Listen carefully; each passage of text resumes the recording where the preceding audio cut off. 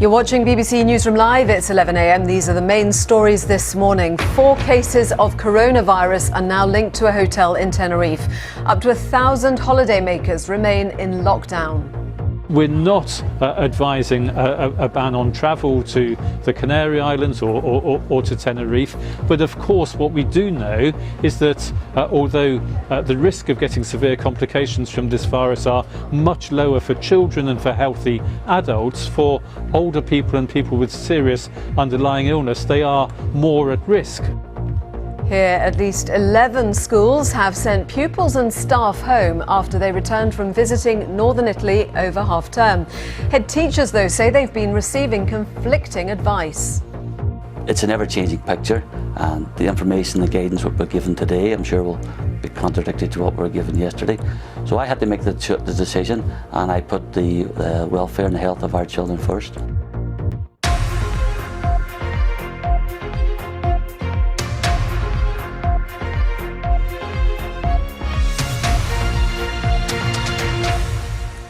Good morning. Welcome to BBC Newsroom Live. I'm Joanna Gosling.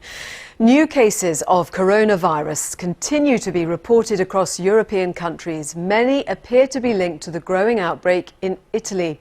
In Tenerife, there have been 3 new cases of coronavirus at the hotel where British holidaymakers are among hundreds of tourists ordered to stay in their rooms since yesterday. An Italian doctor, his wife and 2 friends who were staying there have tested positive for the virus. At least 8 schools in England and 3 in Northern Ireland have sent pupils and staff home after they returned from visiting northern Italy over half-term. Ireland's chief medical officer has called for next week's Six Nations game against Italy in Dublin to be called off because of the heightened risk from large numbers of travelling fans. In France, officials have confirmed that a 60-year-old man has died, becoming the first French victim of the virus in the country. And the first case of the illness in Latin America has been recorded in Brazil. A man in his 60s has tested positive after returning to Sao Paulo from a business trip to northern Italy. Here, the Health Secretary Matt Hancock is due to make a statement in the Commons at 12:30. In the next few minutes, we'll hear from our correspondents in Tenerife and in Italy. First, this report from Andy Moore. It's not what you would want to see from the balcony of your 4-star hotel. Instead of a fleet of taxis, there's a fleet of ambulances waiting outside the Costa Adeje Palace Hotel. Hundreds of holidaymakers are on lockdown, though the Spanish authorities say some who arrived after the first person became ill may be allowed to leave soon. That original case was an Italian doctor. This citizen arrived on the 17th of February on a plane. He got on a bus, he was part of a group of 10 Italians, and they went to the hotel. He has spent all his time in or around the hotel. The authorities say other guests at the hotel should be allowed to leave eventually if they test negative and have no symptoms of the disease. But that's a process that could take some time. If they do not have symptoms, according to our protocol, they want to be free to do whatever they want. But we're going to need some days to test all these people. Coronavirus has now got a foothold in Europe, and Italy is the worst affected country, with more than 300 cases and 11 deaths. In Milan, the cathedral and many museums have closed. In the UK, this private school in Cheshire has shut down completely after pupils and staff returned from an Italian ski resort. And this school at Nantwich has closed its 6th form for a similar reason. The official advice from the government is that anybody returning from the Italian towns in quarantine should self-isolate. Anyone returning from the wider region of northern Italy who feels ill should do the same. Andy Moore, BBC News. And breaking news through from the Reuters news agency that Greece has confirmed its first coronavirus case. It's citing the health ministry there. No detail on where that case is, but there were 4 suspected cases being tested over the last 24 hours in Greece, and the government had asked media not to spread panic among the population. Well, we are now hearing Greece is confirming its first case of coronavirus. Let's go to our correspondent Fiona Trott, who is in Tenerife, where that hotel is on lockdown. What is the latest from there? Hi. Hello, there's been quite a bit of activity over the past few minutes actually. You might be able to see that ambulance behind me. It has now moved to the front of the hotel. There are more emergency vehicles here too, so we'll be watching that over the next few minutes. You might also be able to see the tents at the front of the hotel too. That is where medical staff are working, and they have a huge task on their hands because they're basically recording information from what we understand from the guests we have spoken to inside the hotel. There are teams of 2 doctors and an interpreter basically going from room to room, assessing people, checking their temperature and giving them face masks. And there are about 1,000 people staying in this hotel. That is why people here at the moment are being asked to be patient. However, they are very frustrated because I've spoken to some guests this morning, and they say that while the advice is to stay in your room, still it appears as though people are moving around. Nobody is sort of enforcing that. So they have questions, they're trying to find out more. They say that they're not getting information from management here at the hotel, and they're not getting enough travel information from their travel company either. So they are frustrated, they're a little concerned, and they're tired. I spoke to one guest a few moments ago. They have an allergy and they need to be treated for that. They had an assessment from a GP through the front of the door here at the hotel through the glass. They've been prescribed antihistamines. They haven't received those yet. So that, combined with everything else that's going on here, they're also being asked to take their own temperatures. They'll be asked for that information later.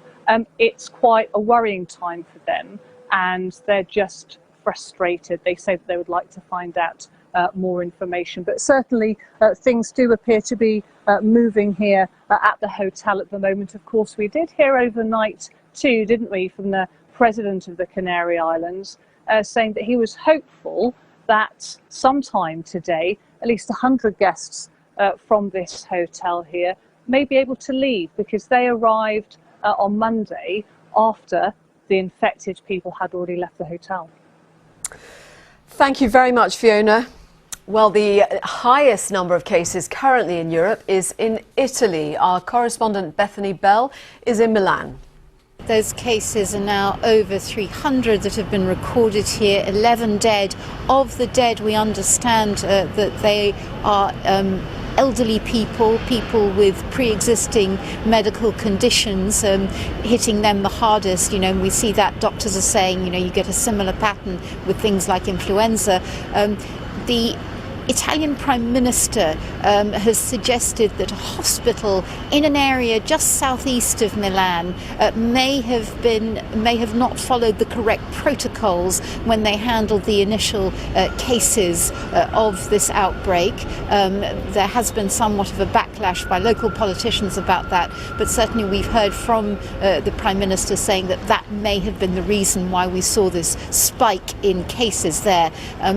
There are those communities southeast of Milan and a couple in Veneto where places are in quarantine. People have been asked to stay at home. Police have erected roadblocks around there. But the Prime Minister said he is confident that the contagion will be contained soon. And he had a message for the world, which he said Italy is safe to visit. Bethany Bell in Milan, and just to confirm that breaking news in the past few moments, Greece has now reported its first confirmed case of coronavirus. Let's get the very latest with our health correspondent Nick Triggle, who's with us. So many questions, Nick, around this. Public Health England have been giving out new advice this morning. What have they been saying? Well, the growing numbers of cases in Europe has prompted some new travel advice. Those going to who have been to the northern towns in Italy that are in lockdown are being told to self-isolate even if they're not showing symptoms. Those who've been to other parts of northern Italy should just look out for the symptoms. The cases in Italy seem to have spread to other parts of Europe, Austria, Switzerland and Croatia. And now we hear Greece have had their first cases. And of course, in Tenerife, there's a hotel in lockdown. The first guest there to test positive was an Italian citizen, and there's now other cases there. Paul Cosford from Public Health England has been explaining this morning what people should be doing. Everybody will make their own decisions about where to travel in what circumstances. The advice about travel is not to avoid travel to northern Italy. Of course, there are 11 specific towns that you wouldn't be able to travel to anyway. But if you've got a specific illness that makes you more worried, then you may want to think about that and talk that through with friends and relatives. But we're not putting advice out to say don't travel to Italy. And how much is emerging, Nick, about the virus and how it spreads, the sort of contact that you need in order to possibly pick it up? Well, of course, it's an infectious disease. There's been reports it can live on surfaces for over 24 hours. But health experts say the significant risk comes if you have close contact with someone who's infected. And they define that as spending more than 15 minutes within 2 metres of that individual. And they say it's only those cases, and that's how they've been sort of contact tracing people and checking out to see if anyone who has had contact then develops the virus. But we have to remember, in the UK, there's been 13 cases, and all have been brought over from China or other Asian countries. There's been no human-to-human transmission in the UK.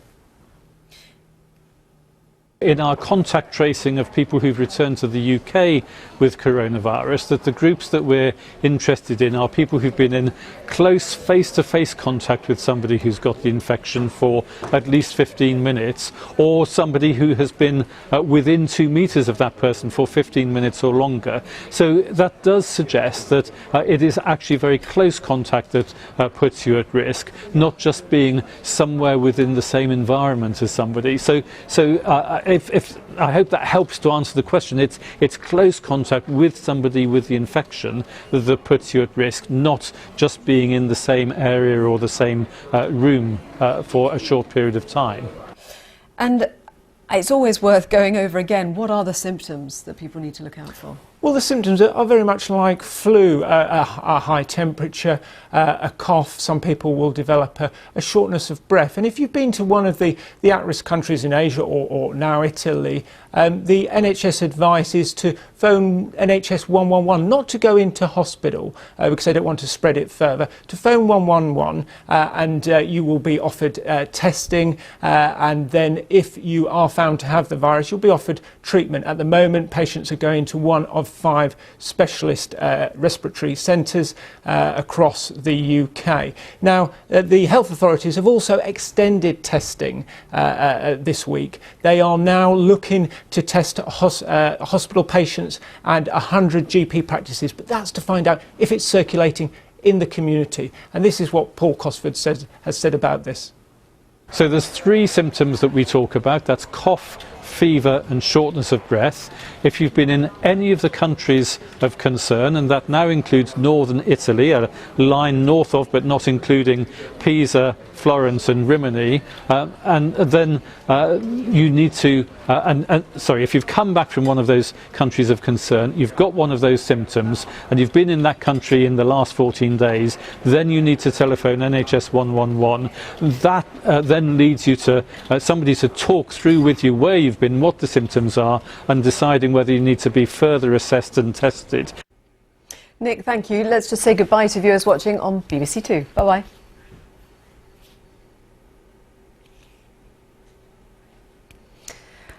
And Nick, just picking up again on what you were saying there about this increased testing here to check, you know, whether the spread is effectively being picked up.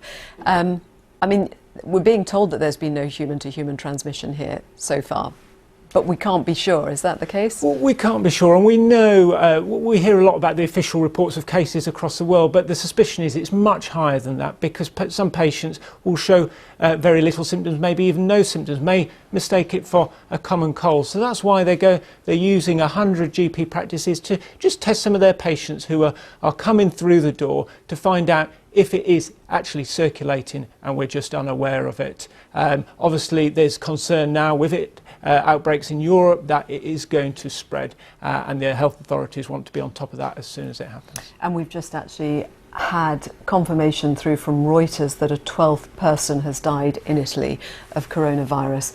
Why is northern Italy such a hotspot?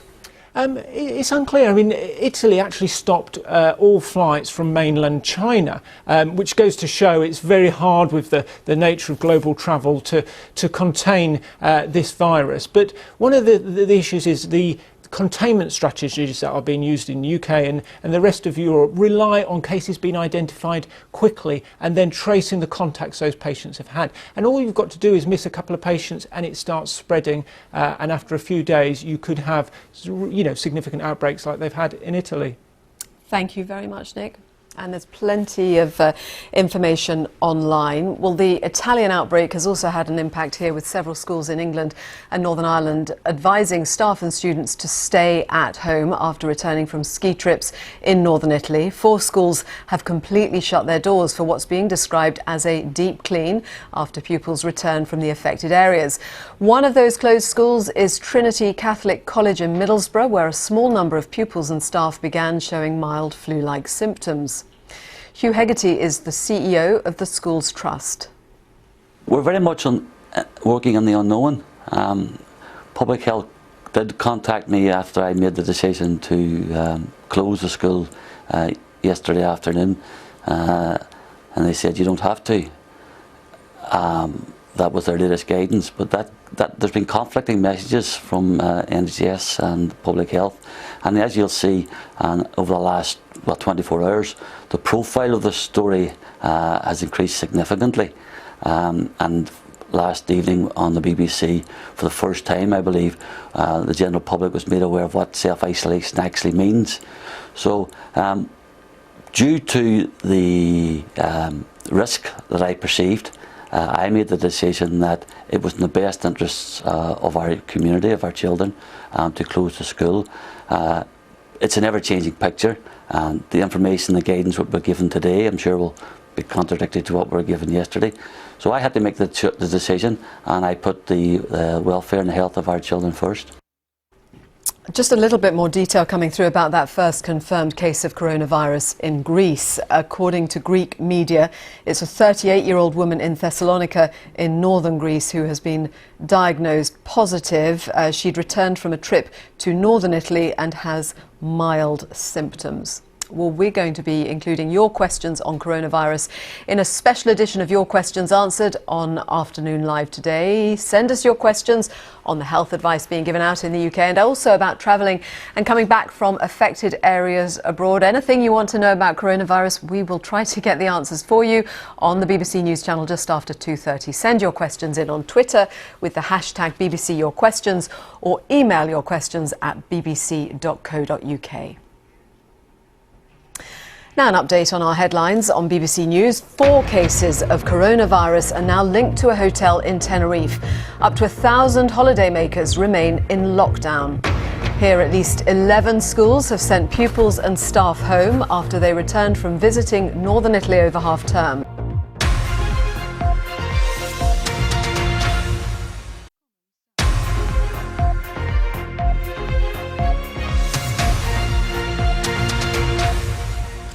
Hello, you're watching BBC Newsroom Live with Joanna Gosling. Our headlines. 4 cases of coronavirus are now linked to a hotel in Tenerife. Up to 1,000 holidaymakers remain in lockdown. We're not advising a ban on travel to the Canary Islands or to Tenerife, but of course what we do know is that although the risk of getting severe complications from this virus are much lower for children and for healthy adults, for older people and people with serious underlying illness, they are more at risk. Here, at least 11 schools who have sent pupils and staff home after they returned from visiting northern Italy over half-term.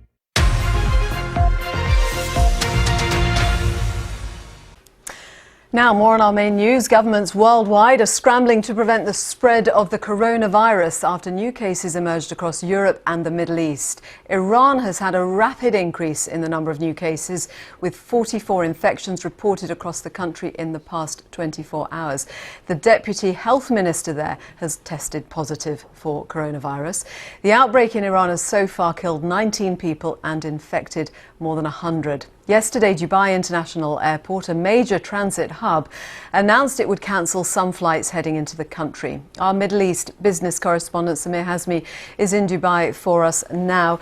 Samir, Iran fast becoming a hotspot of coronavirus, and the WHO has said it's going to be travelling to Iran this weekend, saying that the sudden increase in cases there is deeply concerning. What is the latest? Well, that's right, Joanna. I mean, until a week ago, we didn't hear any cases, many cases here in the Middle East. It was only the United Arab Emirates here, which had reported a few cases in the last week of January. And then last week, we found out that Iran has seen cases, confirmed cases of the coronavirus, and that number has shot up rapidly over the last 3 or 4 days. It's over 100 cases that are confirmed that have been affected, and then about 19 people have died so far. Now, there are many reports that are saying, Joanna, that these are just the official figures. The unofficial figures could be much higher, something that the Iranian government has been denying so far. But it's not only restricted to Iran, Joanna. What we have seen in the last 3 or 4 days is that the virus has now spread to other countries in the Middle East. So Kuwait, Bahrain, Oman, Iraq, all of them have reported confirmed cases of the coronavirus, and all of them are linked to Iran. Most of them who have been found affected had traveled to Iran and were heading back. Some of the countries here, like Kuwait, Oman, Bahrain, they have a significant Shia Muslim population. So a lot of people from these countries travel to Iran to visit the holy shrines. And that's what is seen as the main reason why there has been a sudden surge in the number of coronavirus cases here in the Middle East.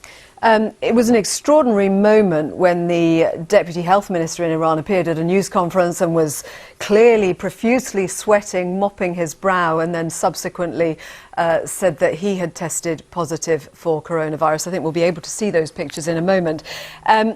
Why? I mean, obviously you're saying that the cases more widely in the region are spreading out from Iran.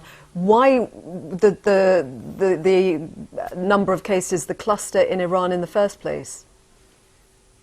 So if you look at some of the countries here in the Middle East, outside Iran, like Oman, Kuwait, Bahrain, they have and even Iraq, they have a significant Shia Muslim population. So a lot of them travel to Iran quite frequently to visit the holy shrines. And that's what all the governments are reporting, that most of these cases are those travelers who had been to Iran in the last few weeks.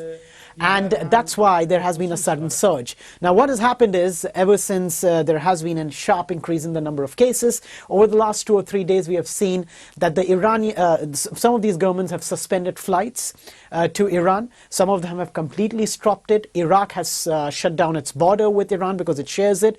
And countries like Saudi Arabia, UAE have asked their citizens not to travel to Iran. If you talk about Dubai, Joanna, it's an important hub, business hub for Iran. It's the link between Iran and the rest of the Middle East. In Dubai, it's estimated there are more than 400,000 Iranians. So none of these countries want to take chances, and that's why we've seen some dramatic measures being announced. Bahrain, for example, has shut down all schools, colleges, and universities for the next 2 weeks. Kuwait, which was celebrating National Day on Tuesday, suspended all public activities and has also asked all public sport activities, they've suspended those sport activities for the next 2 weeks. So some dramatic measures taking place over the last 48 hours. What impact is this having on the economy? Well, there are signs that it will start to have impact on the economy because if you look at Dubai, for example, it's one of the main transport hubs, not only for the Middle East, but between Asia and the rest of the world. So when the when the coronavirus spread in China, we saw a lot of carriers based in Europe and North America suspending flights to China, and Dubai acts as a hub, the connecting hub. So we saw a fall in the number of flights, and that led to a fall in the number of footfall. And now because Iran has become the epicenter, a lot of flights in this region have been suspended to Iran. So the Dubai airport for sure is taking an impact. The other 2 areas where we're still waiting for tangible data, but there seems to be an effect, is tourism Dubai is a big tourism hub in this region. A lot of people come down from different parts of the world. Last year, 1 million Chinese visited Dubai, but this year, in the first 2 months, there has been a drop. We still don't have the data, but there are signs of it. And second is oil, Joanna. This part of the world is one of the biggest producers of oil. Countries like Saudi Arabia, Kuwait, UAE, they are some of the biggest suppliers, and China is one of the biggest buyers. And in February, we saw that there was a 20% drop in oil demand, and that number could go higher in March once the data comes out. So I think the real impact in terms of numbers we'll know only in a few weeks, but clearly there are signs that the economy will take a hit. Samir, thank you very much. You're watching BBC Newsroom Live. It's midday. These are the main stories. Random tests for coronavirus are beginning at some hospitals and GP surgeries across the UK to check whether the virus is spreading. A 12th person dies from it in Italy as several European countries announce their first cases, all linked to the Italian outbreak. Here, at least 11 schools have sent pupils and staff home after they returned from visiting northern Italy over half-term. Hello, you're watching Afternoon Live with me, Ben Brown, today at 2. Coronavirus continues to spread around Europe. Greece and Austria are among the latest countries to report their first cases of the disease. Here, the government says it has a plan to deal with the outbreak.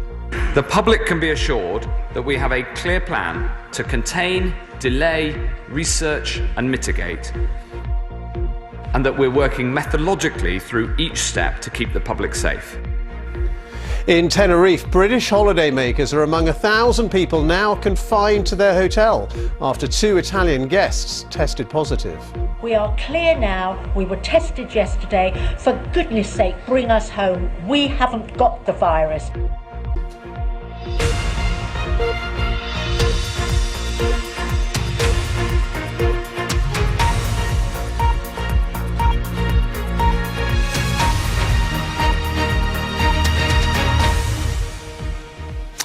Hello, welcome to Afternoon Live. The coronavirus outbreak is spreading across Europe with a sharp increase in the number of cases in Italy and the first infections reported in Austria, Greece, Croatia and Switzerland. Here in the UK, the government says it has a clear plan to respond to the outbreak. Well, in Tenerife, the authorities have said that around 1,000 holidaymakers are in quarantine at a hotel since yesterday and will be kept there in isolation for 14 days. Many of them are British citizens. 4 guests, including an Italian doctor and his wife, tested positive for the virus at the Costa Adesia Palace Hotel on the island. At least 8 schools in England and 3 in Northern Ireland have sent home pupils and staff after they returned from half-term trips to northern Italy. And in the rugby, there are calls for the Ireland-Italy rugby match in 10 days' time to be postponed. Well, we'll have the latest on all of that from our correspondents, but first of all, this report from Sophie Hutchinson. Police checks on the outskirt of a town in northern Italy. It's one of 11 areas here in lockdown, designated a red zone because it's at the centre of Europe's largest outbreak of the new coronavirus. More than 370 people have been infected and 12 have died. A big concern is how the virus is spreading across Italy's borders. Today, the health secretary here told the Commons once again the government was doing everything it could to protect the public. And our approach has at all times been guided by the Chief Medical Officer, working on the basis of the best possible scientific evidence. The public can be assured that we have a clear plan to contain, delay, research and mitigate, and that we're working methodologically through each step to keep the public safe. In Tenerife, 1,000 guests and staff remain in quarantine at this hotel after 4 people, including a doctor from northern Italy, tested positive for the virus. Many say they're frustrated by a lack of information. We've been in our room for about 24 hours now. You are allowed out now that they've tested our temperatures, they've given us a mask, and you can wander about if you want, but you should really stay in your room. Back in the UK, at least 11 schools have been affected by classroom closures after skiing trips to northern Italy. There's concern that government advice isn't being followed and that some are too quick to close their doors. But schools say they're putting the welfare of their pupils first. Due to the risk that I perceived, I made the decision that it was in the best interests of our community, of our children, to close the school. It's an ever-changing picture, and the information, the guidance we're given today, I'm sure will be contradicted to what we were given yesterday. Across the world, there are now around 81,000 confirmed cases of coronavirus in 33 countries. In Japan, where the outbreak has taken hold, there are mounting concerns about this summer's Olympic Games there. The Prime Minister's called for all sports and cultural events to be cancelled or limited for 2 weeks. And up to within 2 metres of the line again. Closer to home in Dublin today, Ireland's Chief Medical Officer has called for the Six Nations match between Ireland and Italy, scheduled for a week on Saturday, to be cancelled over fears of fans travelling en masse from Italy. The very clear view of the public health emergency team was that this game should not go ahead, that it would constitute a significant risk because a very large number of people would be travelling from what is now an affected region. So my department will be contacting the IRFU in relation to this. I know it will cause a great disappointment to many, but it is important we make decisions. A decision is yet to be taken in Ireland. Greece has now reported its first infection, and the World Health Organization says there are now more new cases being reported each day in the rest of the world than in China, the heart of this epidemic. Sophie Hutchinson, BBC News. Let's bring you the latest with our correspondent Fiona Trott, who's in Tenerife at that hotel that is currently in lockdown. And some of the guests pretty angry that they're going to have to stay in isolation for 14 days, Fiona. Yes, they say that they have heard that, but they have not had official confirmation from the hotel that that is happening. So this is a continuing frustration that they have as the hours go on. You do get the impression, though, that inside things have relaxed slightly, whereas last night they were told that they had to go back to their rooms, they couldn't leave their rooms. Again this morning, not knowing if they could even go down for breakfast, for food and something to drink. But now we're hearing from people inside the hotel that they are at the pool. Few of them are wearing face masks, we're being told. I want you to listen to an interview that we had with a couple we spoke to earlier, Mandy and Roger Davis, who arrived here on Monday. We are on our balcony, as being told, not outside like everybody else, and life goes on, but we have had no sanitary products, nothing brought to our room, no cleaning stuff, absolutely nothing. And to be perfectly honest with you, everybody is downstairs by the pool walking along, and yet food is brought to our room. And the truth of it is that nobody, the hotel, not us, not anybody, not the Foreign Office, not the Spanish people, nobody knows what the right thing to do is because nobody's had this virus before. So please, let's sort something out. Come and rescue us, please, Boris, and let's just get the hell out of here, because I can assure you that we are cleaner than people sitting at home on buses, trains, planes and whatever, because everything here has been sanitised over and over and over again wherever we are. The things we haven't had are tissues, cotton wool, toothpaste, toilet paper, things like that. And the food, well, it's not right. We need hot food once a day. And even though I like vegetables, even if it was potatoes, rice, vegetables, fish or meat, we cannot live on rolls. We're getting rolls. Rolls, really, rolls. Not just rolls and a little dish of nothing.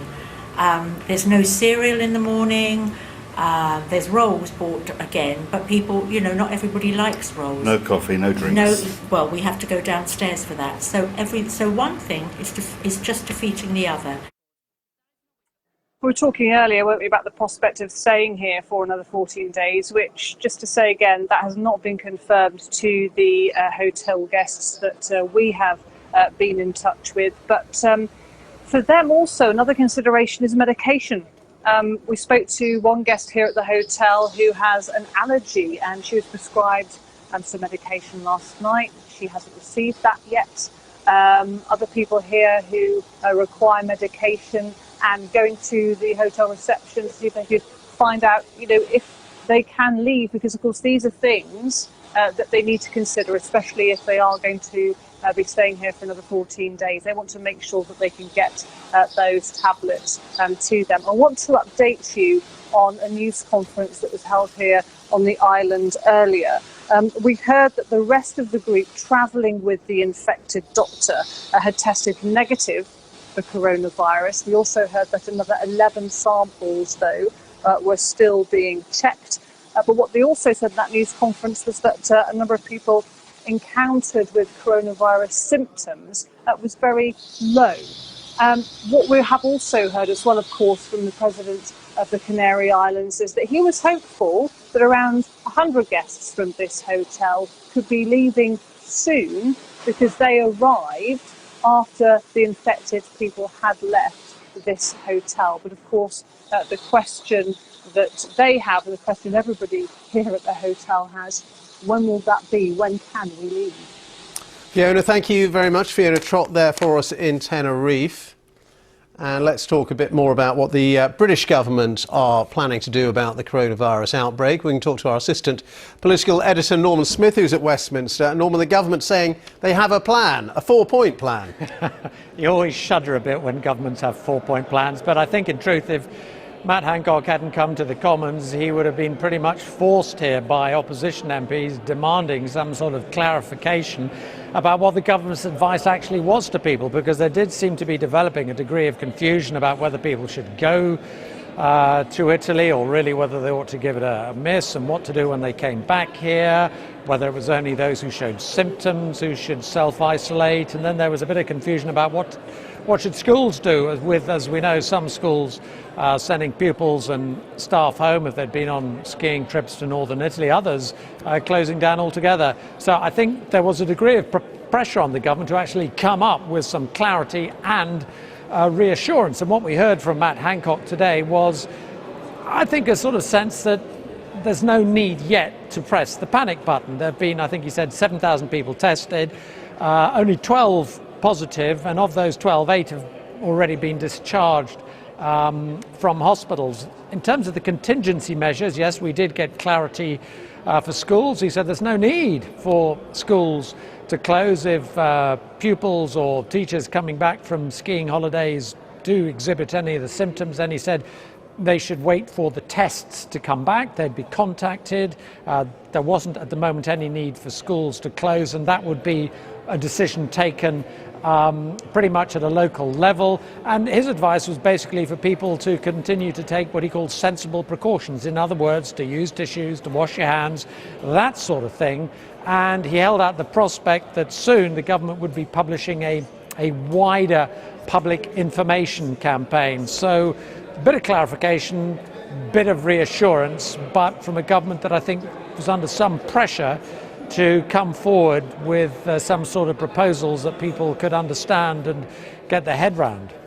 Norman, many thanks. Norman Smith there, our assistant political editor at Westminster. And just to say, we're going to be including your questions on coronavirus in a special edition of Your Questions Answered on Afternoon Live. That's coming up very shortly. Send us your questions on the health advice that's being given out here in the UK, and also about travelling and coming back from affected areas abroad. So that's there for you on the BBC News channel just after 2:30 this afternoon. Send us your questions on Twitter with the hashtag BBC Your Questions, or email yourquestions@bbc.co.uk.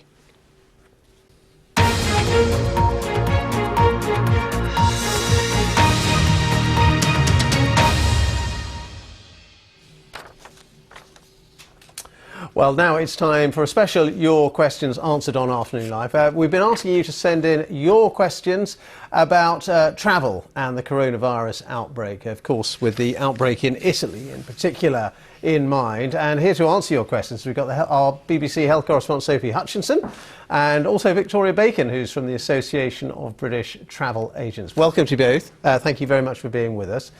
So let's just kick off with the first question, and that comes from Judith in Orpington, who wants to know what advice is there for tourists who are returning to the UK from Italy. We've seen quite a lot of cases in Italy, haven't we, Sophie?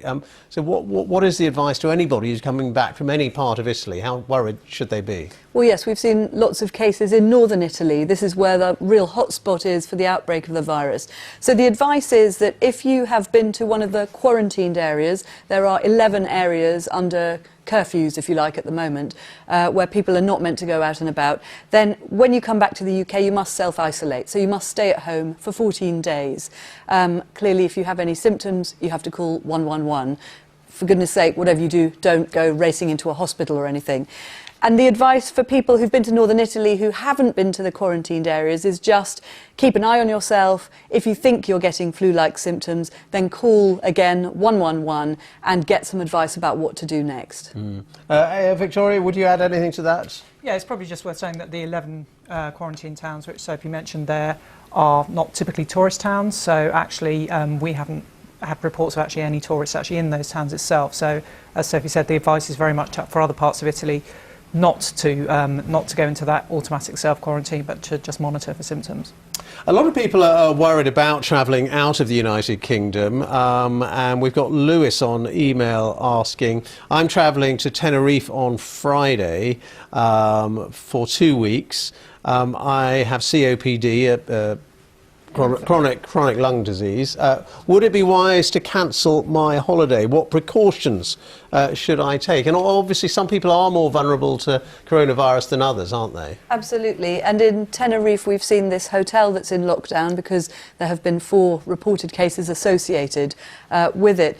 It's on a person-by-person decision, really. It's about whether you have underlying health problems, such as Lewis here, who's got, in particular, this chronic inflammatory lung disorder, and we know that the coronavirus equally attacks the lungs. So it's just about weighing up the risks. Is that a risk too far for him in particular? If you're a young, healthy person, is it a risk that you're prepared to take, and therefore travelling is absolutely fine? So definitely, possibly even talk to Lewis's doctor about it. And Victoria, what would you say to somebody like Lewis who was planning a trip, maybe does have an underlying health condition and is thinking about cancelling it? What would be the implications? Yeah, I mean, the implications, typically your rights in terms of claiming money back or getting cancellation cover, for example, trigger when there's a change in Foreign Office advice. There isn't a change in Foreign Office advice beyond very specific areas, i.e. mainland China, those 11 quarantine towns we talked about in Italy and parts of South Korea. So it does mean that you're not going to have those same rights to access cancellation compensation. Right, and this is another question in a similar vein for you, Victoria. Liam in London wants to know, I'm due to visit Singapore in early March. Is it safe for me to go?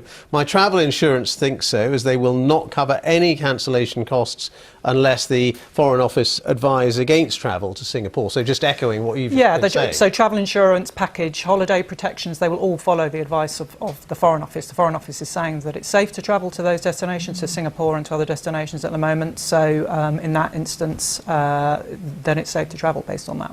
And Laura, clearly, it's very important that people monitor the situation, monitor that Foreign Office travel advice as well. Indeed, yeah. Laura on Twitter wants to know, are travel insurance firms likely to cover someone cancelling a trip because of infections or travel warnings for their destination? Travel insurance will typically not. There's this area of disinclination to travel, which I think we're getting into now, where people are saying, oh, do I want to travel, don't I want to travel? Travel insurance wouldn't cover that sort of type of category of thing. There has to be a change in Foreign Office advice. And I should say also travel insurance will only cover certain parts of that. Package holiday protections are much more extensive actually than travel insurance alone. Okay. Sophie, this is one for you. Anne in London wants to know about face masks when you're travelling. Would it be advisable for airline passengers, even on short-haul flights between European countries where there are no outbreaks of coronavirus, should those sort of people wear protective face masks? So, I mean, there's some discussion about just how effective a face mask is. Clearly, there is a physical block there. So if a person sneezes, it's like sneezing into a tissue, you know, there's that bar. But face masks can be quite loose as well. And also viruses are in the whole body, so they are in the liquid in the eyes, for example, and people touching their eyes and then touching somewhere where there's an infection might still pick up a virus. So it's not just what you're breathing in and out. Not just breathing out, it's all sorts of, it's bodily fluid generally. And so there's a question mark over how effective face masks are. There's also a question mark about whether it's possible to get enough face masks for everybody. The main supply of face masks comes from China.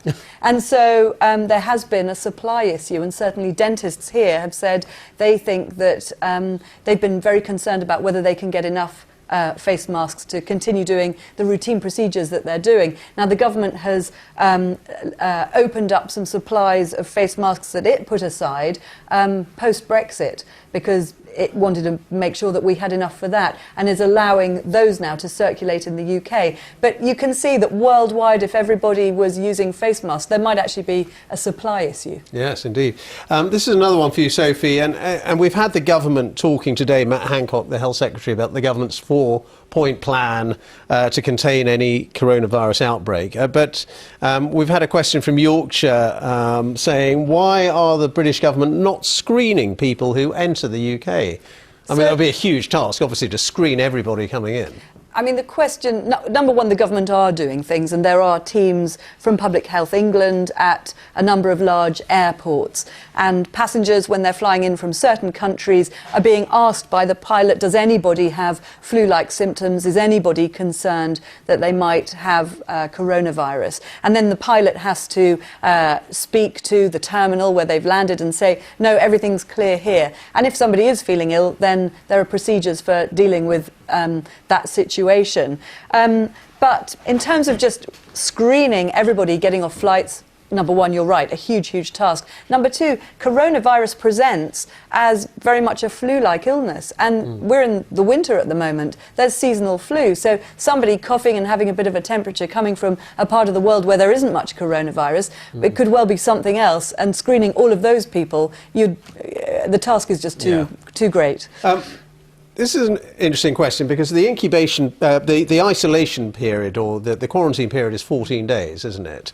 And yet Jen Coles in Wellingborough is saying if the incubation period could be up to 24 days, I'm not sure if that's right or not, why are quarantined people being released after 14 days? There seems to be a bit of a discrepancy there. So it's believed that the 14 days really does cover a person, that actually the incubation period might be a bit short of well, quite a lot short of 14 days. So the 14-day period is a real security blanket. There has been discussion about whether a patient was infected after and carried an infection for 24 days. I've seen a scientist talk about the fact that it's possible that a person may have had the infection twice, and so may have recovered from an initial infection and then got another one on top, and that has stretched out the length of time that it looks as though there's an incubation period for, when in fact it's 2 infections. And also Charlotte on Twitter wants to know, if someone recovers from the coronavirus now, can it come back again into their body in the future? Can you suffer from it twice? Well, that's a bit what I was saying in the previous answer, just about the fact that yes, it seems possible that it may be able to be infected once and then again on top of that. So, but very, very little is still known about this virus. It's an incredibly new virus. So we don't have all the answers at the moment. And just to put it into perspective, as we've been trying to do, flu every year kills way more people, doesn't it? 8,000 a year in the UK. So seasonal flu is, a real threat to people who have vulnerable health.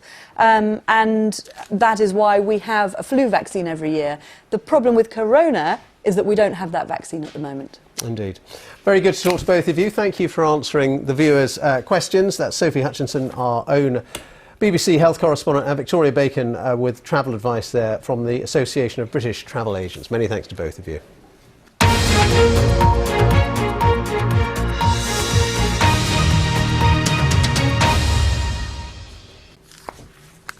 Now, in a moment, Egon's going to be bringing us the latest business news. First, a quick look at our headlines on Afternoon Live.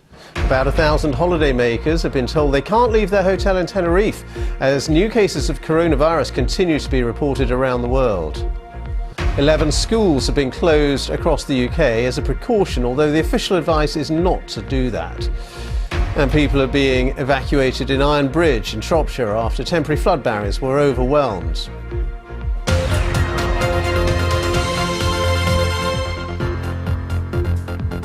Hello there, these are your business headlines here on Afternoon Live. While Lloyds Bank and Direct Line are both cutting hundreds of jobs, Lloyds is slashing 780 positions, including customer advisors and managers.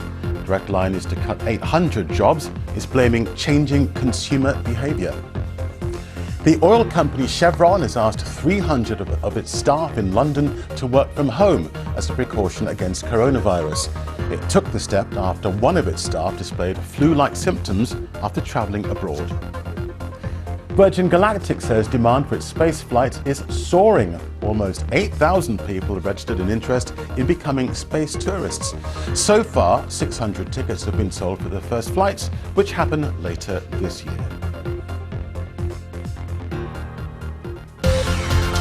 And again, we've been talking about coronavirus, the impact on global trade, but shipping in particular. Well, that's right. It's all because the epicenter of this outbreak is, of course, China, the second biggest economy in the world. And, of course, it's become known as the factory of the world. So it makes everything from iPhones to auto parts. And it sends those to us overseas by ship. And so there have been, of course, restrictions imposed by the government in Beijing on travel. And that's really having an impact on the industry. It's thought that it's losing about $350 million a week because of the coronavirus. Well, let's talk now to Guy Platten. He's the boss of the Chamber of Shipping. He's just left a meeting with the World Health Organization. Guy, just tell us, what was the outcome of that meeting? I think it was more of an information sharing about what we're doing as an industry and what the latest situation is in China and elsewhere around the world. And we did take some comfort that the situation in China does appear to be stabilising and indeed improving, and we understand that factories are now starting to get back to work as well. So that's some comfort, I think, in terms of getting the trade moving again. Now, of course, 90% of global trade is conducted on the sea, via ships, of course. How worried are you, though, that the spread of coronavirus could actually have an impact at the other end of the supply line in shops? Well, I think it's having an impact already. I mean, if you've talked about China being the factory of the world. Well, it's some 23% of seaborne crude imports go into China. Some 35% of what we call bulk, that's iron ore and coal and things like that, go into China. And some 30% of exports, container exports, come from China. So clearly, with the slowdown, that is having that will have an effect on the entire supply chain over time. One would hope, when things start to return to normal, that we can pick up that slack and to get that trade flowing again. Okay, Guy Platten, thank you so much. That's it from me. All right, Egon, thanks. We'll see you later.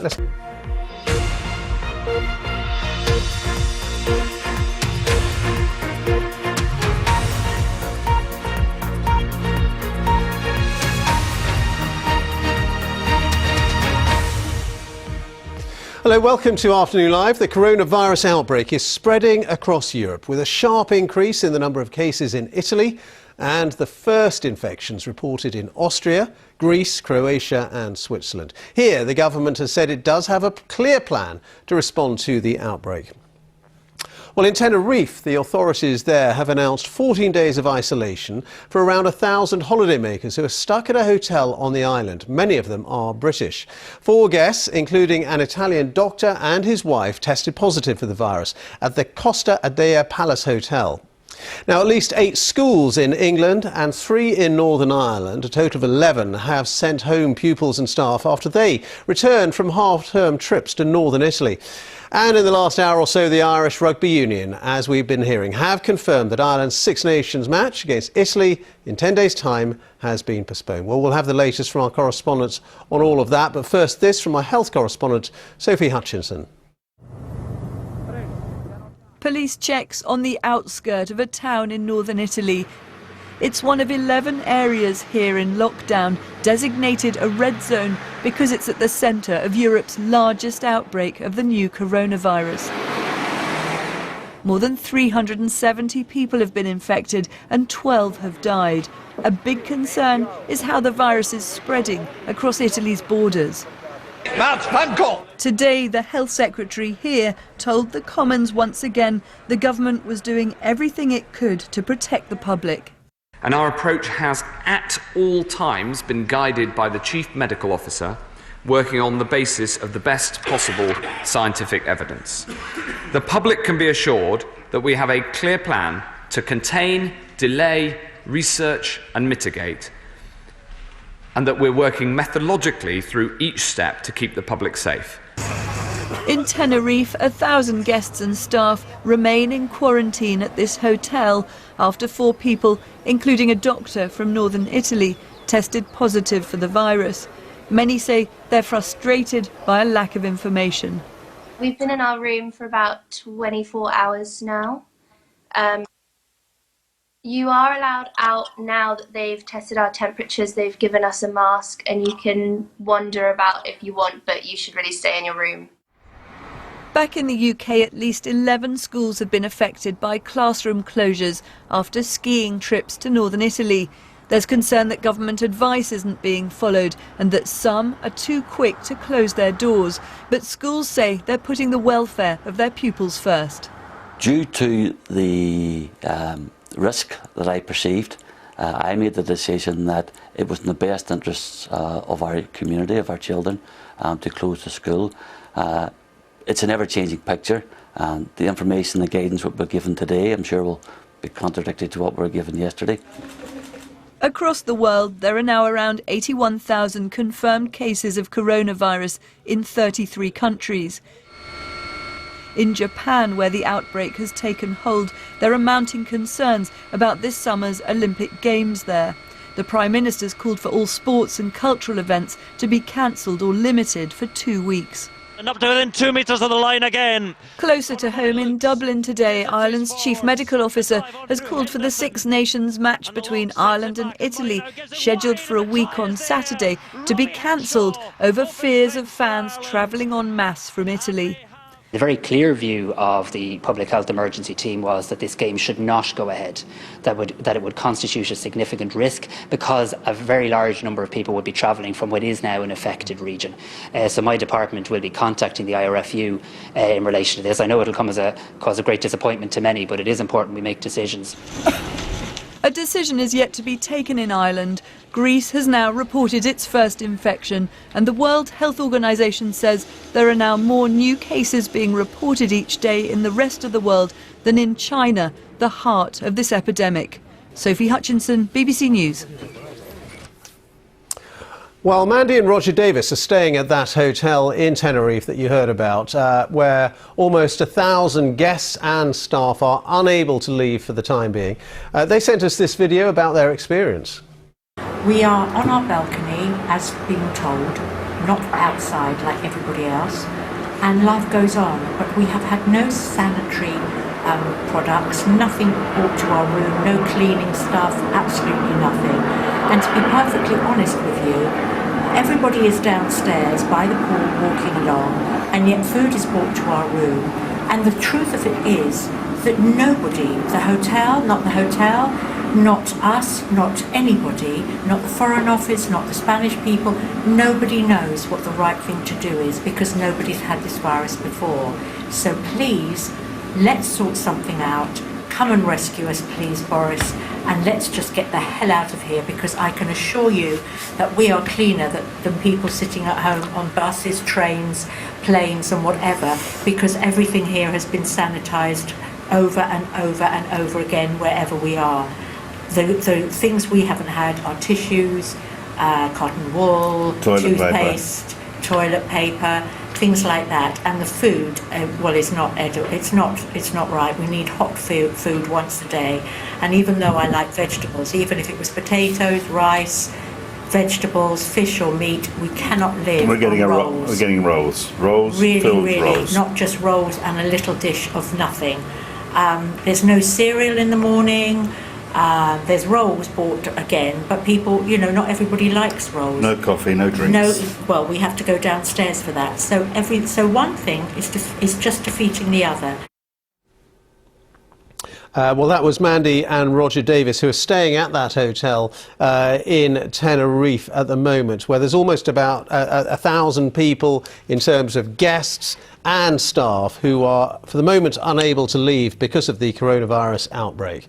We'll have much more on that throughout the hour. But first, let's just talk about the Irish Rugby Union, who've announced that Ireland's Six Nations fixture against Italy in Dublin on the 7th of March will not now go ahead. It's being postponed because of the coronavirus outbreak. Let's talk to our sports editor, Dan Rowan, who's in Dublin for us with the very latest on that. Dan, this must have been a very difficult decision for the authorities to make.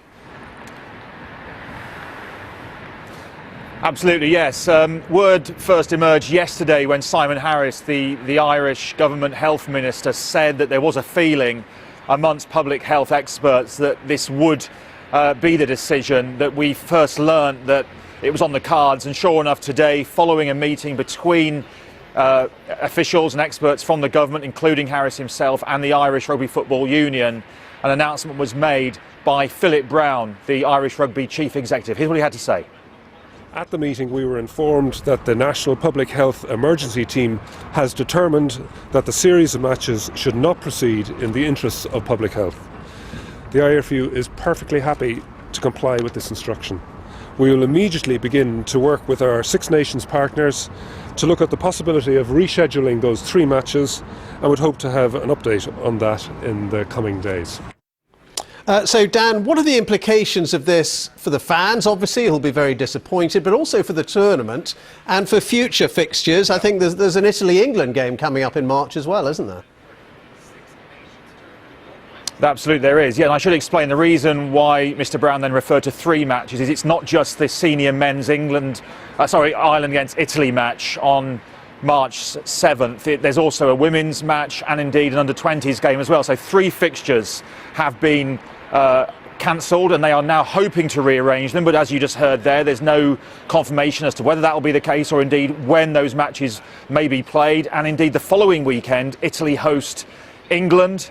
And of course, given that this match has been cancelled, there must now be a huge doubt over whether that will be played, especially when you consider that some top-flight football matches are going to be played behind closed doors this weekend. Serie A matches, Inter Milan's Europa League match will also be played behind closed doors tomorrow evening as well. And so it really does throw the whole of this Six Nations Championship into a degree of chaos. It's reminiscent of what happened 19 years ago in 2001 when the outbreak of foot and mouth forced Ireland to play their last 3 matches of the Six Nations Championship months later than they should have done in the autumn, and the result of that Six Nations was effectively put on hold for that period of time.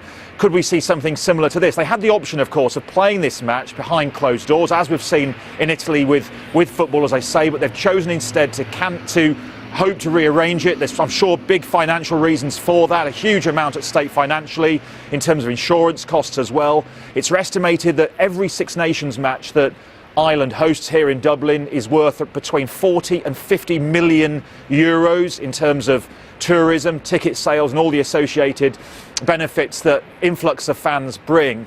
And of course, in the wider world of sport, coronavirus is already having a major impact. We've seen the Chinese Grand Prix, for example, postponed. There are concerns over the Cheltenham Festival. England football team host Italy, I should tell you, at the end of next month at Wembley. And then, of course, the biggest concern of all is the greatest sports event of any, the Olympics and the Paralympic Games, scheduled to take place in Tokyo, of course, this summer in August. Now, yesterday, the IOC, a senior member of the IOC, Dick Pound, said that a decision could be left as late as just 2 months before the Olympic Games. At this stage, they're carrying on as normal. Athletes are being told to keep training. But given how this condition has spread, there will be mounting concerns, especially in light of today's news here in Dublin. Yeah, definitely. Dan, good to talk to you. Thank you very much indeed for bringing us latest there from Dublin. Dan Rowan, our sports editor. OK, in a moment, Egon will be bringing you the very latest business news. First, quick look at our headlines on Afternoon Live. And coronavirus continues to spread around Europe. Italy records a 12th death, while Greece and Austria are among countries reporting their first cases. In Tenerife, British holidaymakers are among 1,000 people who are now confined to their hotel after 4 guests tested positive.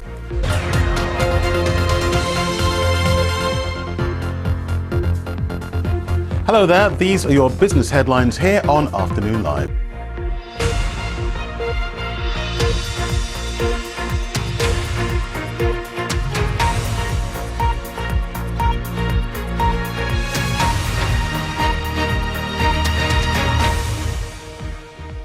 Hello, this is Afternoon Live. I'm Ben Brown. The coronavirus outbreak is spreading right across Europe with a sharp increase in the number of cases in Italy. And now the first infections reported in Austria, Greece, Croatia and Switzerland. Here in the UK, the government says it has a clear plan to respond to the outbreak, and tests for the virus are being increased to include people displaying flu-like symptoms at 100 GP surgeries and 8 hospitals around the United Kingdom. Well, in Tenerife, the authorities there have announced 14 days of isolation for about 1,000 holidaymakers who are stuck at a hotel on the island. Many of them are British. 4 guests, including an Italian doctor and his wife, tested positive for the virus at the hotel, the Costa Adeye Palace Hotel. And at least 8 schools in England and 3 in Northern Ireland, so 11 in total, sent home pupils and staff after they returned from half-term trips to northern Italy. Also, earlier this afternoon, we heard from the Irish Rugby Union that they were cancelling and postponing the Six Nations match between Ireland and Italy in 10 days' time. So there you go, that match on March the 7th now postponed by the Irish Rugby Union. Well, we'll have the latest from our correspondents on some of those developments. But first, let's get this from our health correspondent, Sophie Hutchinson. Police checks on the outskirt of a town in northern Italy. It's one of 11 areas here in lockdown, designated a red zone because it's at the centre of Europe's largest outbreak of the new coronavirus.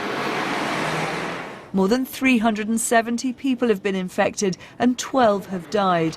A big concern is how the virus is spreading across Italy's borders. Today, the health secretary here told the Commons once again the government was doing everything it could to protect the public. And our approach has at all times been guided by the Chief Medical Officer, working on the basis of the best possible scientific evidence. The public can be assured that we have a clear plan to contain, delay, research and mitigate, and that we're working methodologically through each step to keep the public safe. In Tenerife, 1,000 guests and staff remain in quarantine at this hotel after 4 people, including a doctor from northern Italy, tested positive for the virus. Many say they're frustrated by a lack of information. We've been in our room for about 24 hours now. You are allowed out now that they've tested our temperatures, they've given us a mask, and you can wander about if you want, but you should really stay in your room. Back in the UK, at least 11 schools have been affected by classroom closures after skiing trips to northern Italy. There's concern that government advice isn't being followed and that some are too quick to close their doors. But schools say they're putting the welfare of their pupils first. Due to the risk that I perceived, I made the decision that it was in the best interests of our community, of our children, to close the school. It's an ever-changing picture, and the information, the guidance we're given today, I'm sure will be contradicted to what we were given yesterday. Across the world, there are now around 81,000 confirmed cases of coronavirus in 33 countries. In Japan, where the outbreak has taken hold, there are mounting concerns about this summer's Olympic Games there. The Prime Minister's called for all sports and cultural events to be cancelled or limited for 2 weeks. A decision is yet to be taken in Ireland. Greece has now reported its first infection, and the World Health Organization says there are now more new cases being reported each day in the rest of the world than in China, the heart of this epidemic. Sophie Hutchinson, BBC News. Well, Mandy and Roger Davis are staying at that hotel we mentioned in Tenerife, and that's where almost 1,000 people, guests and staff, are not at the moment able to leave. They've got 14 days of quarantine, and anyway, they sent us this video about their experience. We are on our balcony, as being told, not outside like everybody else. and life goes on. But we have had no sanitary products, nothing brought to our room, no cleaning stuff, absolutely nothing. And to be perfectly honest with you, everybody is downstairs by the pool walking along, and yet food is brought to our room. And the truth of it is that nobody, the hotel, not us, not anybody, not the Foreign Office, not the Spanish people, nobody knows what the right thing to do is, because nobody's had this virus before. So please, let's sort something out. Come and rescue us, please, Boris, and let's just get the hell out of here, because I can assure you that we are cleaner than people sitting at home on buses, trains, planes and whatever, because everything here has been sanitised over and over and over again wherever we are. The things we haven't had are tissues, cotton wool, toothpaste, toilet paper, things like that. And the food, well, it's not right. We need hot food once a day. And even though I like vegetables, even if it was potatoes, rice, vegetables, fish or meat, we cannot live We're getting on rolls. We're getting rolls. Rolls, really, filled really, rolls. not just rolls and a little dish of nothing. There's no cereal in the morning. There's rolls bought again, but people, not everybody likes rolls. No coffee, no drinks. No, well, we have to go downstairs for that. So one thing is just defeating the other. Well, that was Mandy and Roger Davis staying at that hotel in Tenerife, where everybody's being forced to stay for 14 days in quarantine. And earlier, Victoria Bacon from the Association of British Travel Agents explained what rights customers had to claim money back if they want to cancel their trip because of the coronavirus fears. Your rights in terms of claiming money back or getting cancellation cover, for example, trigger when there's a change in Foreign Office advice. There isn't a change in Foreign Office advice beyond very specific areas, i.e. mainland China, those 11 quarantine towns we talked about in Italy and parts of South Korea. So it does mean that you're not going to have those same rights to access cancellation compensation. That's Victoria Bacon there from ABTA. Now let's bring you more on that news. We were hearing this afternoon that the Irish Rugby Union have announced that Ireland's Six Nations fixture against Italy in Dublin on the 7th of March will not now go ahead because of the coronavirus outbreak. Our sports editor Dan Rowan has this update from Dublin. So 3 fixtures have been cancelled, and they are now hoping to rearrange them, but as you just heard there's no confirmation as to whether that will be the case or indeed when those matches may be played. And indeed the following weekend Italy host England, and of course given that this match has been cancelled, there must now be a huge doubt over whether that will be played, especially when you consider that some top flight football matches are going to be played behind closed doors this weekend. Serie A matches, Inter Milan's Europa League match will also be played behind closed doors tomorrow evening as well. And so it really does throw the whole of this Six Nations Championship into a degree of chaos. It's reminiscent of what happened 19 years ago in 2001 when the outbreak of foot and mouth forced Ireland to play their last 3 matches of the Six Nations Championship months later than they should have done in the autumn, and the result of that Six Nations was effectively put on hold for that period of time. Could we see something similar to this? They had the option, of course, of playing this match behind closed doors, as we've seen in Italy with football, as I say, but they've chosen instead to hope to rearrange it. There's, I'm sure, big financial reasons for that, a huge amount at stake financially in terms of insurance costs as well. It's estimated that every Six Nations match that Ireland hosts here in Dublin is worth between 40 and 50 million euros in terms of tourism, ticket sales and all the associated benefits that influx of fans bring.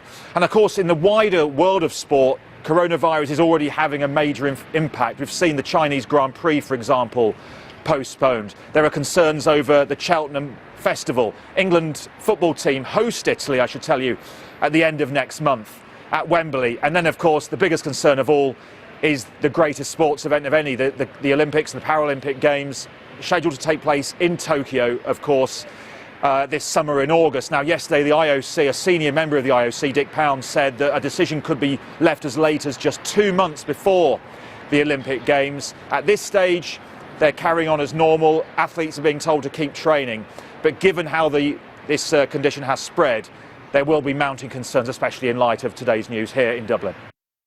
That's Dan Rowan, our sports editor, with the latest there from Dublin. You're watching Afternoon Live, and these are our headlines. Coronavirus continues to spread around Europe. Italy has recorded a 12th death, while Greece and Austria are among countries reporting their first cases. In Tenerife, British holidaymakers are among 1,000 people now confined to their hotel after 4 guests there tested positive.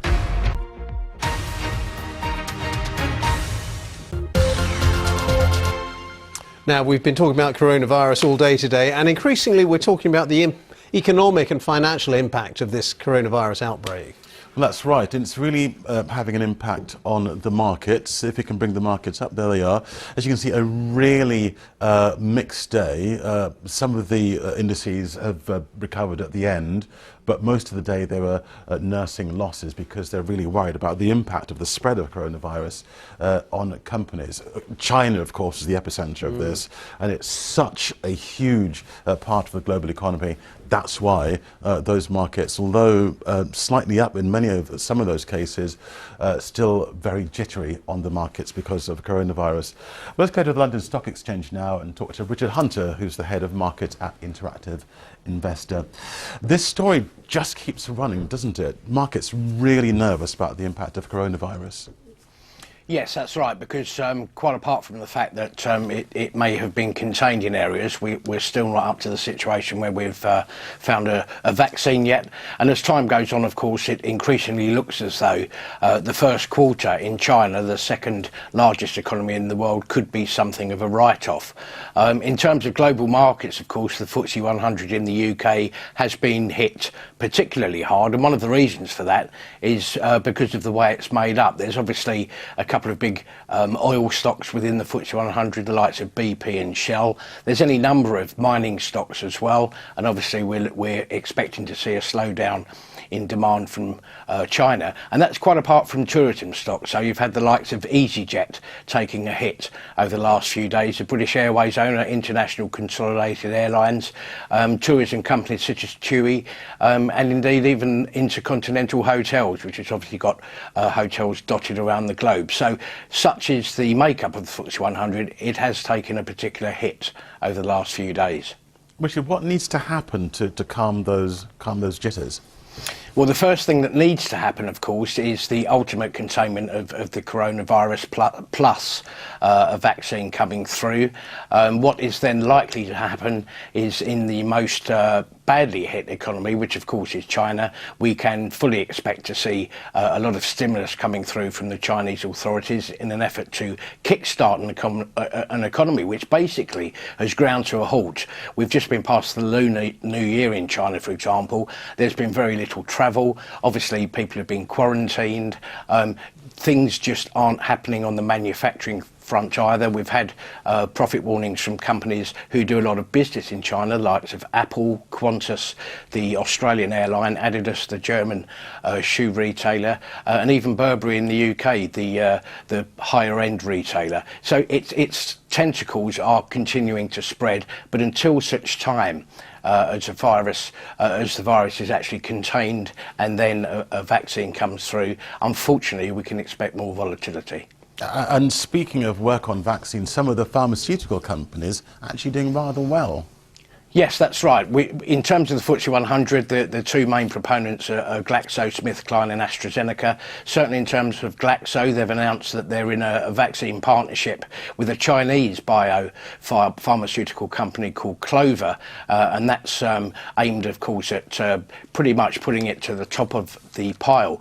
And even further down the list in the UK, there's a company called Novacyte, which has had an extraordinary run because it seems to be at the leading edge of a potential vaccine for the coronavirus. Its shares, which were basically trundling along at around 6p for most of last year, have seen their share price go up to anything nearer £2.20 as a direct result of them being a front runner. So there have been some positive stories coming out of the quest to contain the virus. OK, Richard, I'm sure we'll talk about this again. Thanks so much for joining us. Pleasure. And that's it from me. Good to see you, Egon. Thank you very much indeed. Well, we can speak now to Dr. Pasi Pentinen. He's from the European Centre for Disease Control and Prevention, and he joins us now from their headquarters in Stockholm via webcam. Thanks so much for joining us, Dr. Pentinen. Your organisation assesses the impact and the likelihood of further spread of viruses like coronavirus. What do you think is likely to happen, given where we are now? So right now, following the events in Italy, we can say that it's the first time that we see such a rapid expansion of an outbreak following these imported cases from the other affected areas. So this is a moment where most public health authorities in Europe are now focusing their attention to the situation and realizing that this is a possibility that can happen also in other European Union member states. We assess that it is quite possible, the likelihood is moderate to high that these kind of events will be happening in other countries, while the risk for the individual person in any given EU member states, apart from these affected areas, is still low to moderate. It's interesting that you say that, because Germany's health minister has this afternoon said that Germany is itself on the brink of an epidemic. How do you think that European countries, and especially Italy, have coped with this outbreak? So authorities and authorities in Italy in specific have been so far focused on identifying the first cases and putting measures around these cases to contain the spread of the disease as early as possible. All the events so far in Europe have been contained in a good fashion, and we have good hopes for the Italians to be able to do that also. This disease, which resembles the SARS disease that was contained globally in 2003, after 8,000 cases, can also be contained, but it needs aggressive and immediate measures every single time we see an introduction of the virus in an environment. And do you think that Italy has acted quickly and aggressively enough in that case? Absolutely. Remember that we're only a few days into the situation in Italy right now. They already have also teams supporting them from us here at ECDC. We have 2 experts working with Italian counterparts on the ground, as does WHO. So the Italian authorities are taking this very, very seriously. You see from the measures that they are taking on the local level that they are taking aggressive measures which would not be considered for many other communicable diseases. So what would you now expect to happen? Because we're reporting today that other European countries are seeing their first cases, places like Greece, Austria, Switzerland. Would you expect the same sort of spread as we've seen in Italy? So we still believe that containment is possible. So even in the Italian situation, containment is possible. You need to put a lot of resources, a lot of efforts to make that work, but it is possible. All of these cases that now have been reported from countries outside in the last 2 days inside the European Union, they are linked to travelers coming from Italy. So again, you need to put in place measures around those cases, contain the situation before it evolves into longer transmission chains. At the same time, we and public health authorities across Europe are preparing for that scenario that containment will no longer be possible, and the next level of activity will be focusing on delaying the introduction of widespread transmission in these countries. First of all, so that we get out of the influenza season, which is already putting a lot of pressures into the healthcare systems in many countries. And secondly, to buy us some time to see whether some of the clinical trials on antivirals in China will provide some promising candidates that we could be using in a pandemic situation. Okay. Very good to talk to you. Many thanks. That's Dr. Pasi Pentinen from the European Centre for Disease Prevention and Control. Well, our correspondent Fiona Trott is outside the hotel in Tenerife that's in lockdown. And Fiona, we've heard some frustration from people who are locked in that hotel. Just bring us up to date with what's going on. Yeah, they describe being frustrated, they describe being irritated, and they also say they feel powerless because there appears to be a difference between information coming out and things being followed through. Let me tell you what we know. We know that 160 British people are staying at this hotel now. We know that some of them are going to have to stay here for another 2 weeks. I spoke to one guest in the past hour. She said that yes, she has had a letter from her travel company to say that she will have to stay here until the 10th of March. Other guests I have spoken to have said they haven't had any information at all. We were also told, weren't we, from the President of the Canary Islands that 100 guests he hoped would be able to leave this hotel within hours, he said earlier today, because it was believed they hadn't come into contact with infected people. However, we haven't seen any sign of that today. We haven't seen any people leaving. We haven't been given any information that that has happened. Let me explain to you how they are approaching this situation, how they're trying to contain it.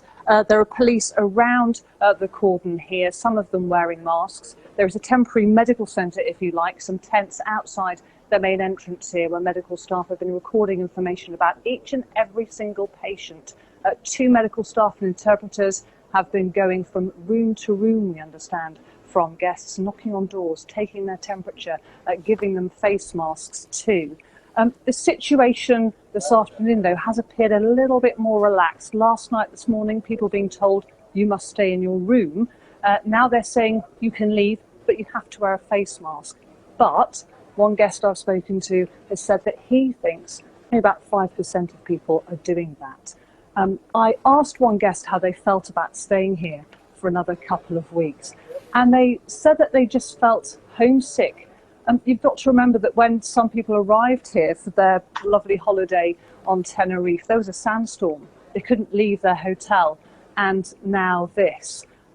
We have had more information from officials here on the island too today following a news conference this afternoon. They have said that other people that were in the same group as the infected doctor and his wife have tested negative for coronavirus. They say that tests on 11 other samples are being carried out. And they also say that people they have come into contact with showing symptoms of coronavirus are low. OK, Fiona, many thanks for that update. Our correspondent Fiona Trott there in Tenerife. Now we can speak to Crystal Donnelly, who is a professor of statistical epidemiology at the University of Oxford and Imperial College London, and her work focuses on improving the understanding and ability to predict the effect of interventions on infectious diseases. And we can speak to her now from our studio in Oxford. Many thanks for joining us, Professor Donnelly. First of all, the way in which coronavirus has been spread. You've done some work on the fact that you think that the majority of cases from China may have gone undetected. Just talk to us about that. Okay, so it's not the majority of cases in China per se, but looking at the cases among travelers that have moved elsewhere. And that's by comparing the number of cases that were confirmed in Singapore, which had a relatively high number of cases confirmed given their passenger numbers, compared to the number of cases that had been detected in other countries. And when we use Singapore as a benchmark, or Singapore and a few other countries that also report relatively high numbers, looking worldwide, we estimate that only 1/3 of the cases that among travelers have come out of China have been detected. So if that's true, then that leaves the possibility of the potential for chains of transmission out of these undetected cases. So you would now then, if that's true, naturally expect to see quite a spread, given that these cases have gone undetected?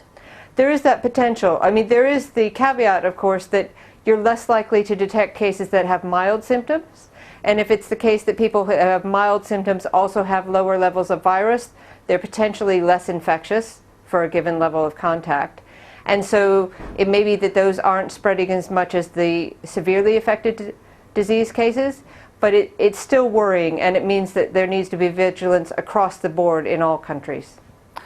What makes a person more liable to spread this virus? Is it about their own tolerance of the virus? Well, generally in diseases, there will be variation between the virus levels between individuals, and individuals with higher levels of virus may be more likely to spread. So that's one of the things about the pathogen and possibly the interaction between that person's body. But also there can be behavioral things. For example, if somebody's coughing around a lot of people in close contact, or if they just have a lot of close contacts compared to someone who's more isolated. So it can be a combination of the virus, the person's behavior, and also their individual setting. In the case of SARS, which of course is a related coronavirus, there was one individual in Hong Kong who used the toilet in a tower block that had a faulty sewage system, and that led to a large number of infections. So it can have something to do with the place as well. And so if there are systems that are faulty, you can get additional transmission, what we call the super spreading event. But a super spreader can be a person, or it can be an event. Yeah, so it may be characteristics of that person, but it may be the setting they were in. So yeah, often we think of it as a super spreading event, because if that person who caused the event in Hong Kong had gone to a different tower block that didn't have a faulty sewer system, nothing else would have happened. So it wasn't necessarily something about that individual, but just that combination that came together. Very interesting. Professor Donnelly, we've got to leave it there. Many thanks for joining us. Crystal Donnelly there, joining us from our studio in Oxford. More now on our main story and the spread of coronavirus in Europe and beyond. As we know, there's been a particular outbreak in northern Italy, which is getting worse. The authorities say that 12 people have now died. We can speak now to Leila Baiser. She's a pharmacist living within the red zone in northern Italy. Leila, you're in the red zone, so that means that your area is in lockdown. What's it like? We're not allowed to leave the town. But everything is quite in order. Pharmacies are open and supermarkets are open. So we have medicines and we have food. We are allowed to leave our house, so we can actually go around and take walks. The only thing is that we are not supposed to go in crowded places. Is it quiet in the town when you go out? It is quiet, but it's not a ghost town at all. I mean, people go out and try to live normally. Now, you're a pharmacist, so what are people asking you? Have you found that you're getting more people coming to ask you questions? Not asking questions, they just come because they know that we are open. So they come to get, of course, masks, but we ran out of them. And they come to get their normal medicine. And what do they say to you? Are they concerned? We don't really know. We don't really talk about the situation. They just come and ask about what they need. So people are trying to carry on their normal lives as much as they can. Yeah. Yes. In the red zone, I didn't see any panic. I saw more panic outside the red zone. I don't know if it's because of the media or because of maybe wrong news. I don't know how to say it. But yeah, here in the red zone, we try to live normally and we're not panicking. But schools are closed, aren't they? Or some schools are closed. So that must be difficult for parents. They're all closed. They're all closed. Is that difficult for parents? It is. I have two twin girls of 2 years old. They're 2 years old, so it's very hard. So are you able to go on working even though your children are at home? I am working. I never stopped. My husband has a construction company and he's closed, so he's staying home with the girls. Okay, we're going to have to leave it there. Good luck to you. At this difficult time. That's Leila Baiser joining us there from the Red Zone in Northern Italy. Thank you so much. Well, we can now speak to Jonathan Ball, who's Professor of Virology at the University of Nottingham, and he joins us now from the studio. Thanks so much for speaking to us. I wonder if it's just worth reminding people, as we talk about the way in which this virus is spreading, how exactly you become infected. So you either breathe the virus in or you touch a contaminated surface, something like a keyboard or a door handle that has been sneezed on or coughed on or even breathed on by somebody who's infected. And then you can transfer that virus onto your fingers and then from your fingers either into your eyes, your nose, or if you touch your mouth, and eventually the virus gets into your body, into your respiratory tract, so your nose, your throat or your lungs, and you become infected. And how long can the virus survive on a door handle, say? This is a really key question, and unfortunately I'm going to sit on the fence a bit and say that there are lots of different reports, all giving different values for how long these viruses survive outside. Now what we do know for a fact is that these viruses are very fragile and they will break apart reasonably quickly, but certainly survival for a few hours would be easily achievable. But the other thing we know is that they tend not to like warmth or humidity or direct sunlight, and so all of these factors help contribute to break the virus apart, to destroy the virus, which is why we tend to see these respiratory viruses circulating in winter. I see.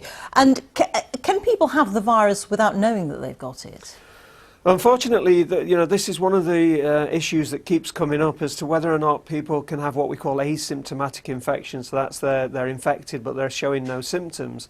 There's certainly evidence that that occurs, but how frequently it occurs and whether or not those people can then spread that virus onto others is not clear. But I think what we do know for sure is that most people, more than 80% of people infected, will have very mild illnesses that look anything like a normal cold or flu virus. And it's these people who are infected without knowing it who will be spreading the virus, and we think that's probably what's happened in Italy, for example. We don't know the source of the virus, but clearly there's been a lot of community transmission spreading from human to human without them knowing. So we do keep hearing that this is a highly infectious virus, but by contrast, does that actually make it less deadly? It's very interesting. So I think one of the benefits, one of the pluses that this particular virus has had is the fact that it causes significant amounts of mild disease. And then therefore associated with that is the fact that it won't cause serious disease in as many people. So it's nowhere near as deadly as the SARS coronavirus or the MERS coronavirus. But unfortunately, between 10 and 20% of people will experience severe disease that might require them to go into hospital because they're having breathing difficulties, and a proportion of those people will die. And now at the moment, anybody could develop serious disease, but it does seem to focus on risk groups that we associate with flu outbreaks. So that's the elderly, and also people with other diseases like heart disease or diabetes or asthma. And what do you make of the advice from the Department of Health? Is it at risk of confusing people? Because it suggests that you need to self-isolate if you're returning from some areas if you have the symptoms, and then if you need to self-isolate from other areas even if you don't have the symptoms. Yeah, and I think that's all based on risk. This is an incredibly difficult thing to deal with, because in an ideal situation we'd all just lock ourselves away in a room, we'd stop all transport and travel, and we'd wait for this thing hopefully to blow over. But the reality is the virus is now out and about around the globe in lots of different countries. It will continue to turn up in the UK, and so what you have to do is try and deal with that risk, and the best way to deal with the risk is where there's most threat, and that's from people who've travelled to areas where there is clear, active, ongoing coronavirus infection, for them to isolate themselves without any questions. That's not an easy thing to do, but they have to do it for the good of the rest of the community. But then for other people to be aware of the fact that they might have picked up the virus and to spot whether or not they're developing symptoms and then seek help. But the reality is there will be people walking around here who have no idea that they have coronavirus, and we don't suspect that's very large numbers, but we do expect that to grow as we've seen the virus, how it's been behaving in places like Italy, Iran, South Korea and many other parts. Okay. We have to leave it there. Professor Ball, thank you so much for joining us. Jonathan Ball, there, Professor of Virology at the University of Nottingham. Coronavirus is now spreading at a faster rate around the world than in China, says the World Health Organization. Almost 40 countries are affected.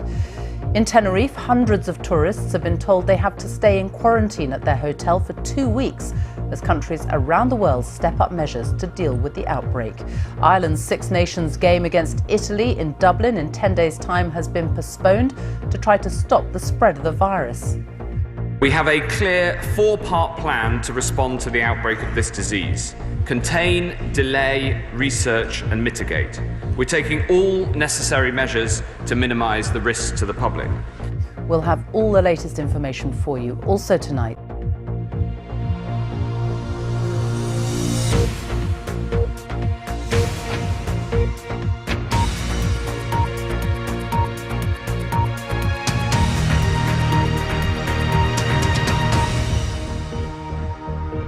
Good evening and welcome to the BBC News at 6. For the first time, there are now more new cases of coronavirus being reported outside China. Dozens of countries are now affected, with several, including Brazil and Pakistan, confirming their first cases today.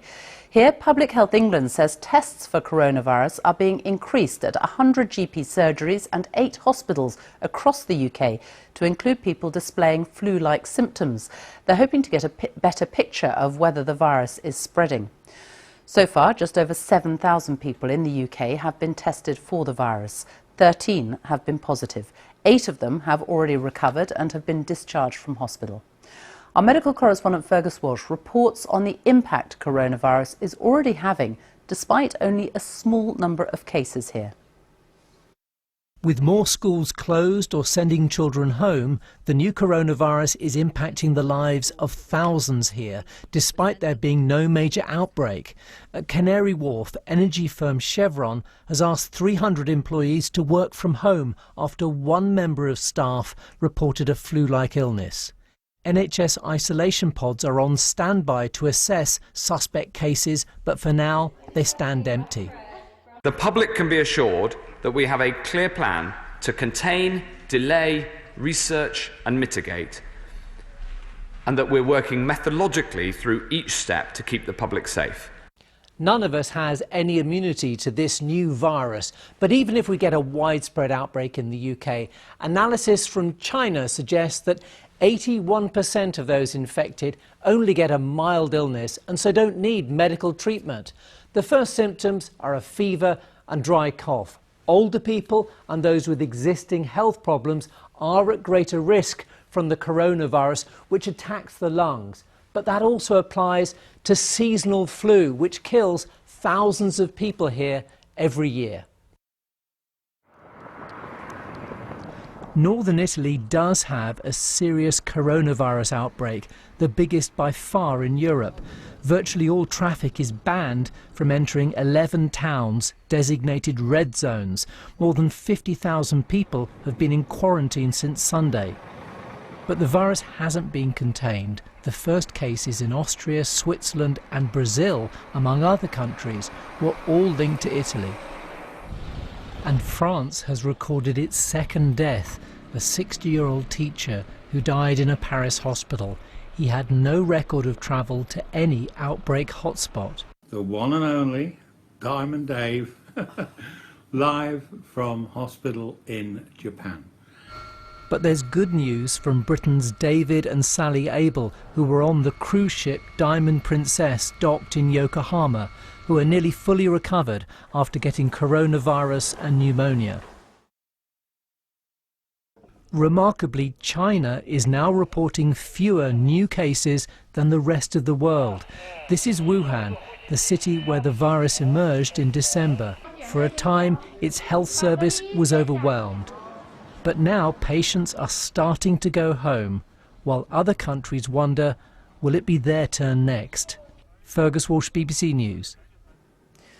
Well, hundreds of holidaymakers in Tenerife, including 160 Britons, have been told they'll have to stay in isolation at their hotel for 14 days after 4 of the guests from Italy tested positive for the virus. But there is confusion there, with some guests saying they've been told to stay in their rooms, while others have been given masks and are being allowed to sunbathe by the pool. Well, Dan Johnson is by the cordons surrounding the hotel. Dan.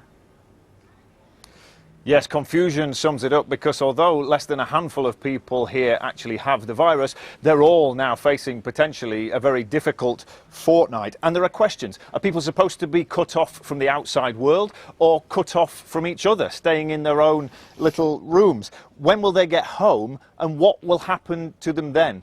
Questions. But the biggest frustration of all here is the fact that information has been inconsistent or non-existent. At least some people here are getting updates.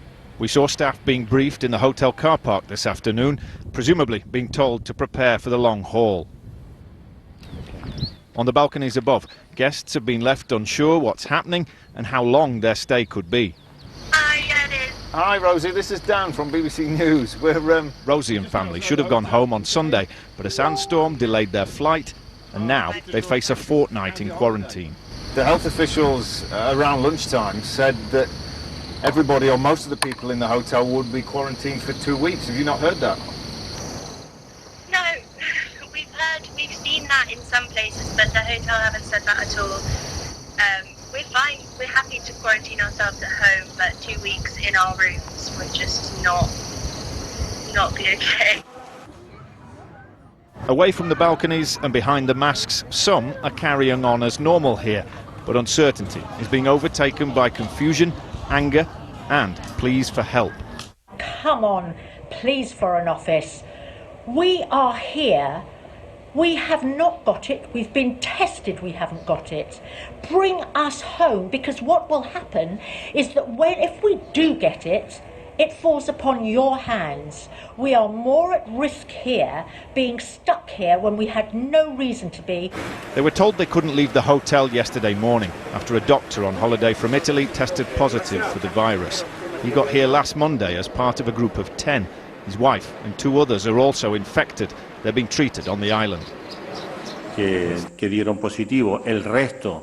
The rest of the people from the group tested negative, besides those 4 confirmed cases. That's good news because it means the virus was probably kept amongst those in close contact. So the hope is they've contained this outbreak, but the fear is that keeping people cooped up for another 2 weeks may only help incubate and spread the virus. Well, we've had a statement from the Foreign Office tonight which says they are in touch with 168 British tourists here and will support them. But there are 700 guests in total from 25 countries. It's a huge challenge. And remember that Japanese cruise ship? Well, people we've spoken to here fear that they're now stuck in a landlocked version of it. Dan, thank you. The worsening situation in Italy means the Six Nations men's and women's matches between Ireland and Italy in Dublin in 10 days' time have been called off. Our sports editor Dan Roan is in Dublin, and this was a decision taken by the Irish government. What does it mean for the Six Nations?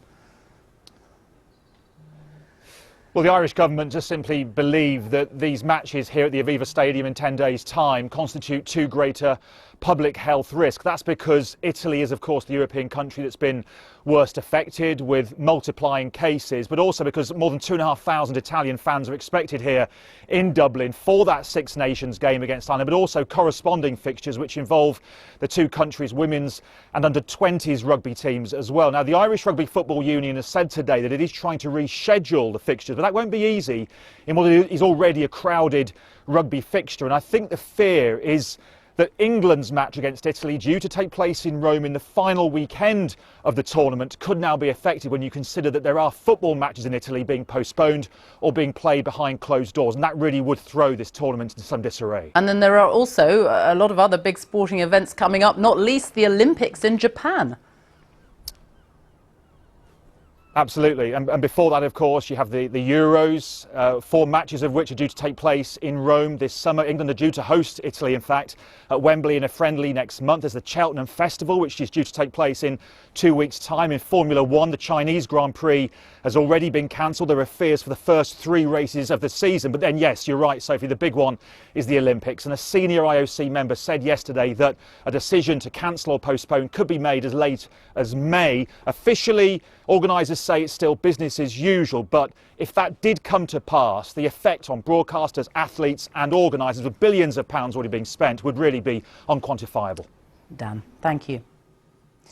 Well, our global health correspondent Tulip Mazumda is with me now. So very few cases here in the UK at the moment, but there is a real sense that the virus is closing in on Europe. Yes, well, things are starting to move very quickly here in Europe. The fact that cases have been able to be exported from Italy to a number of European countries is a major concern, and European leaders are saying we should expect more cases in Europe. Countries bordering Italy, though, have decided not to close borders at this stage. They say that would be disproportionate, and actually they say it might not even make that much difference. But some travel advice is being changed currently. France, for example, is saying that anyone returning from some of the worst affected areas in Italy should avoid unnecessary trips out of the house for 2 weeks. Here in the UK, they've gone a step further than that, saying anybody coming in from those 11 quarantine towns in northern Italy should self-quarantine for 2 weeks and call 111 if they do develop any symptoms. And what you might see more of going forward in European airports and cities all across Europe is flights coming in from Italy, passengers on those flights being given health checks, health information. That's what we might see a little bit more of. And almost 40 countries are now affected. When you look at the numbers globally, how worried should people be?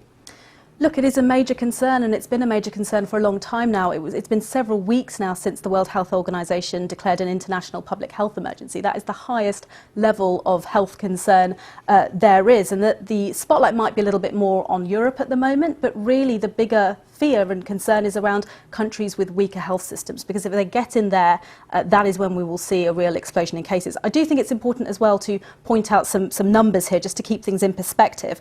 China currently has fewer than 80,000 cases in a population of 1.4 billion. In the rest of the world, a population of around 6.3 billion, there are around 2,800 cases. So let's just keep that in mind going forward. This is a public health emergency, but the World Health Organization has said today we are in a fight that can be won if we do the right things. Philip, thank you.